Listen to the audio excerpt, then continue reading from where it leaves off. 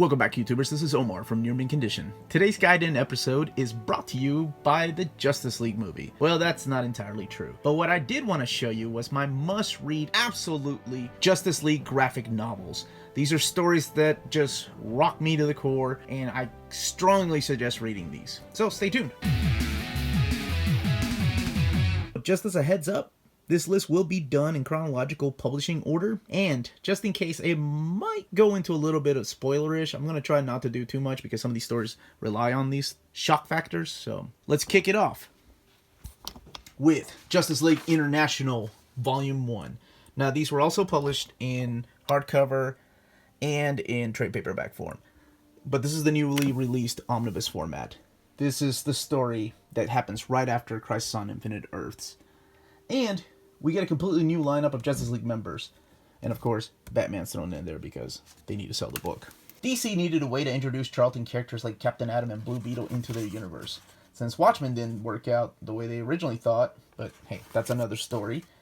Enter Keith Giffen and J.M. DeMatteis, who did something that I had never seen before in comic books. What they did was take a bunch of C-list characters and make me care about them. Of course, since then, that formula has been used over and over with titles like DNA's Guardians of the Galaxy or Peter David's X Factor. But this was the first time I've ever seen that. I didn't know really who Guy Gardner was, or Blue Beetle, or Mr. Miracle. But all these characters became really endearing to me. The stories focus more on a perfect mix of comedy and heartfelt team interactions that can only be drawn by the amazing Kevin Maguire. I mean, look at some of these faces. I don't think I'd seen art like that before in comic books, where they're just ridiculously over the top, but just so badass. Who else besides Kevin Maguire could make Guy Gardner look like such a douchebag? These are the stories that introduced us to hijinks of Blue Beetle and Booster Gold.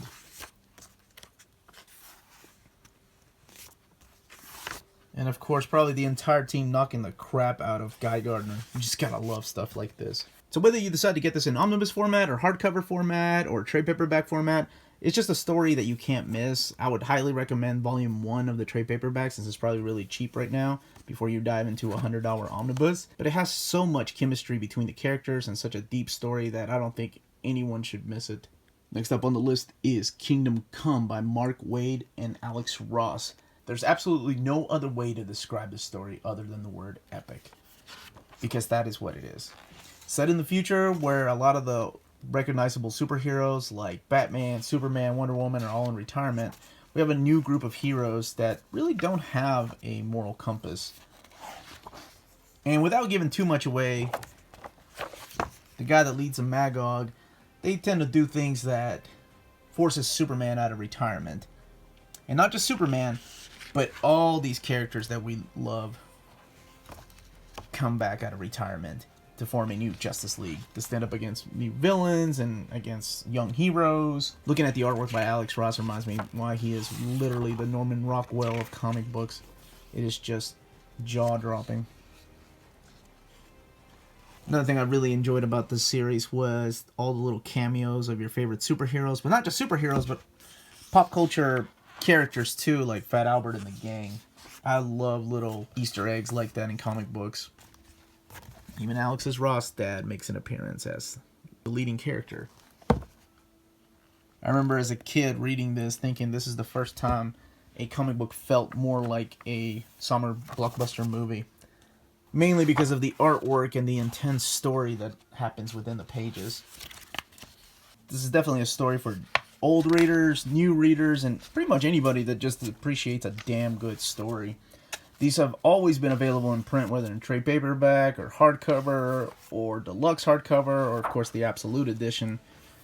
However you want to get this, this is a must-read. Next up on the list is JLA by Grant Morrison, and I decided to go with World War III.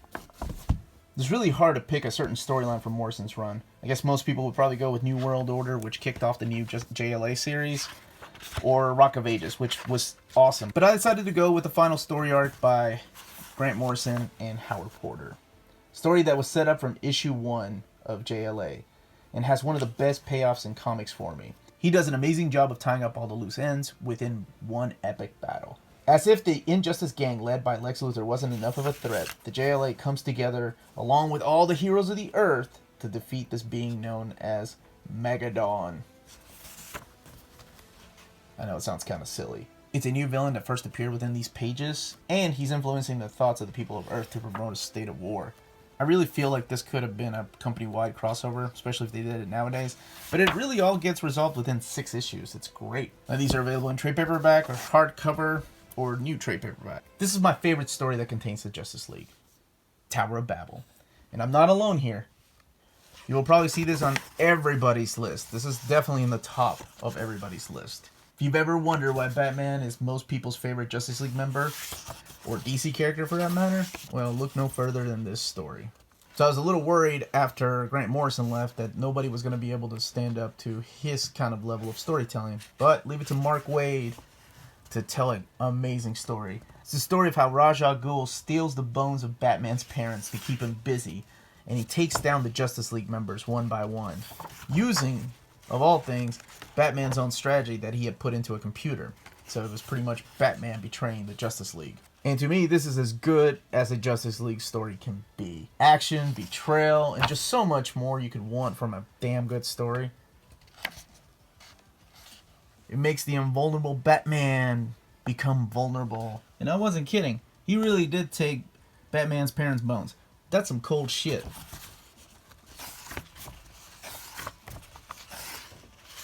I guarantee this is a story you will not want to put down and read cover to freaking cover. Now, I know there was an animated movie called Doom, and that was written by Mcduffie.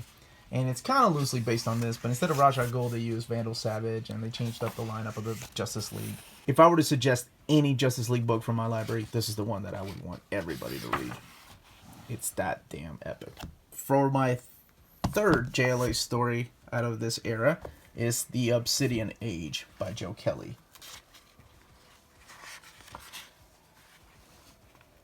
For some reason, this book doesn't get the attention that all the other books do. I don't know why. Maybe it's because it's dark and gritty. But I remember this being the first time I've ever seen Doug Mankey's artwork, and his art is kind of dark. Now, he's known better for Green Lantern and Final Crisis and the recent Superman book. But I love it. So pretty much this story is the JLA travel through time looking for a missing Aquaman who disappeared during Our World at War storyline through Superman. So when the world thinks the JLA is dead and gone, they set out to find a new team of Justice League members, including my all-time favorite, Nightwing.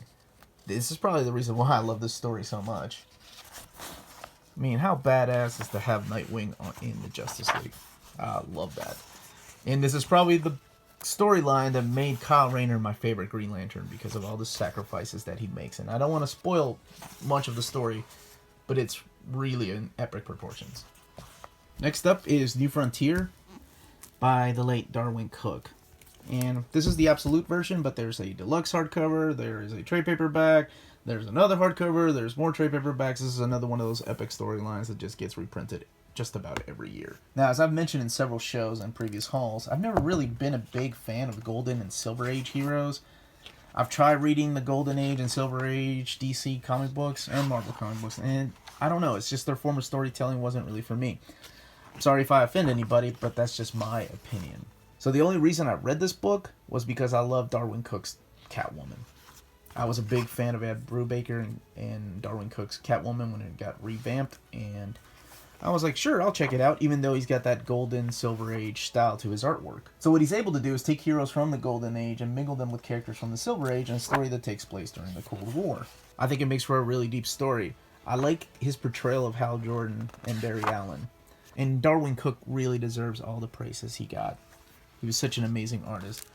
But I also don't want to sell Dave Stewart short. He's the one that did all the colors for this particular storyline. He's able to give the book that classic pop cultural look that gives people that nostalgia feeling.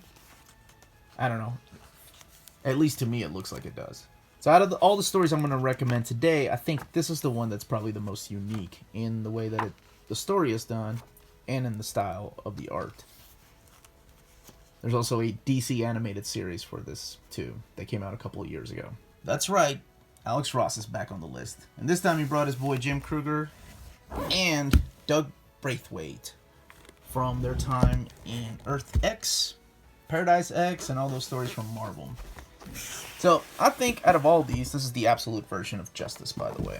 There is 2 hardcovers. There's also a set of trade paperbacks. It was a 12-issue miniseries. But if any book reminds me of a Saturday morning cartoon, The Super Friends, it's probably this book. So what they do is they give a modern incarnation to all these Silver Age characters. I think it's a really entertaining story that shows us what happens when all the supervillains form an allegiance. Kind of like in the way Marvel did the Acts of Vengeance, where sometimes the villains fight each other's superheroes.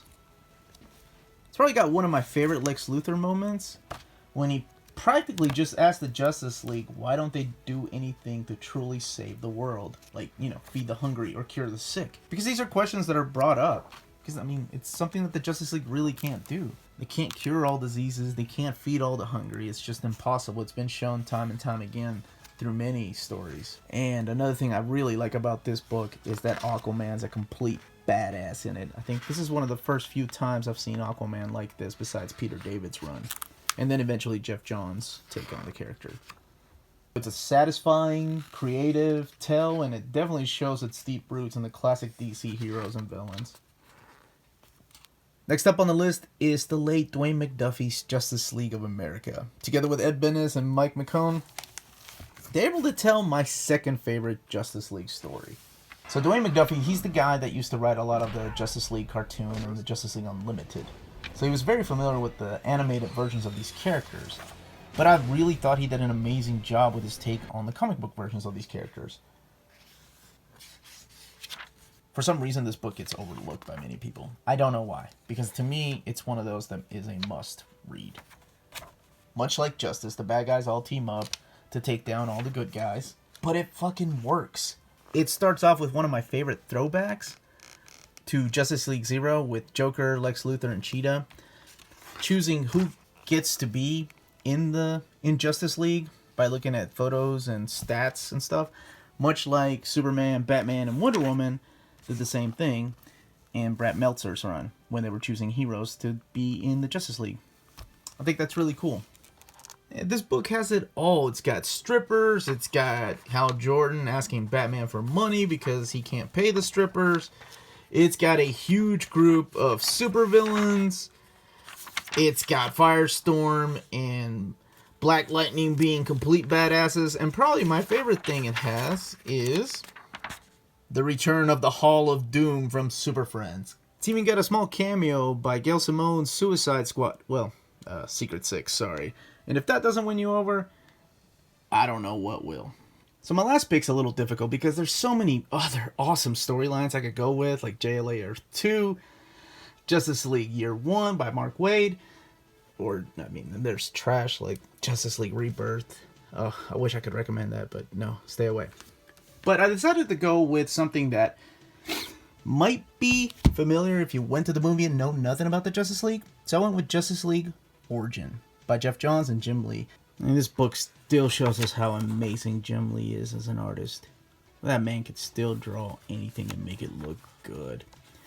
And maybe I picked it because Darkseid's in it and, you know, he's the one that brings the Justice League together. I know the origin of the Justice League has been done over and over several times and probably better than this. But I think this is the best jumping on point for new readers if they're only familiar with the animated series or the movie. I love the fact that all the heroes have to put aside their big egos to come together against Darkseid. I think it's awesome. And it also includes our boy Cyborg, who's finally stepping up in the ranks, all the way from Teen Titans to New Teen Titans to Young Justice to New Teen Titans again. Now he's up with the big leagues. You can probably tell that the movie drew its inspiration mostly from this run, except for the clean-shaven Aquaman, not the beast fucking mode Aquaman from the movie. My man! This is probably one I recommend as the first Justice League story to read. Geoff Johns does an amazing job of putting the team together of characters you really don't know much about and making you care about them. Now that's my list of must-read Justice League graphic novels. If I left something out, please let me know in the comments down below. Let me know if I chose the wrong Grant Morrison story, if I chose the wrong Mark Waid story. I'd love to know what you guys think. If this is your first time watching the video, please don't forget to subscribe and hit that like button. And check out our show every Thursday, where we talk about geeky things like comic books, anime, video games, toys, manga. Thank you again for watching, and I hope you check out the movie and like it. And if you don't, then check out the comic books that the movie is loosely based on.